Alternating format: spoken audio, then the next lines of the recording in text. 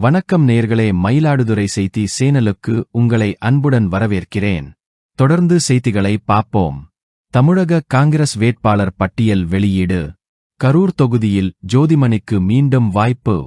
காங்கிரஸ் கட்சி மக்களவை தேர்தலுக்கான தேசிய அளவிலான 4வது கட்ட வேட்பாளர் பட்டியலை வெளியிட்டுள்ளது. இதில் 46 பேர் இடம் பெற்றுள்ளனர். தமிழகத்தில் 9 இடங்களில் 7 இடங்களுக்கான வேட்பாளர் பெயர்கள் அறிவிக்கப்பட்டுள்ளன.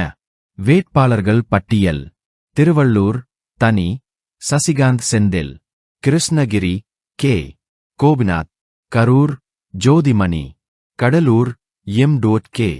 விஷ்ணு பிரசாத், சிவகங்கை கார்த்தி சிதம்பரம், விருதுநகர் மாணிக்கம் தாகூர், கன்னியாகுமரி விஜய் வசந்த். திருநெல்வேலி மற்றும் மயிலாடுதுறை தொகுதிகளுக்கான வேட்பாளர் பட்டியல் இன்னும் அறிவிக்கப்படவில்லை. பிற முக்கிய தகவல்கள்: ஜோதிமணி கரூர் தொகுதியில் 2019 மக்களவை தேர்தலில் வெற்றி பெற்றார். கார்த்தி சிதம்பரம் 2014 மற்றும் 2019 மக்களவை தேர்தல்களில் சிவகங்கை தொகுதியில் வெற்றி பெற்றார். விஜய் வசந்த் 2019 மக்களவை தேர்தலில் கன்னியாகுமரி தொகுதியில் வெற்றி பெற்றார். மீதமுள்ள 2 தொகுதிகளுக்கான வேட்பாளர்கள் விரைவில் அறிவிக்கப்படலாம் என்று எதிர்பார்க்கப்படுகிறது. நமது இந்த காணொளி இத்துடன் நிறைவடைகிறது.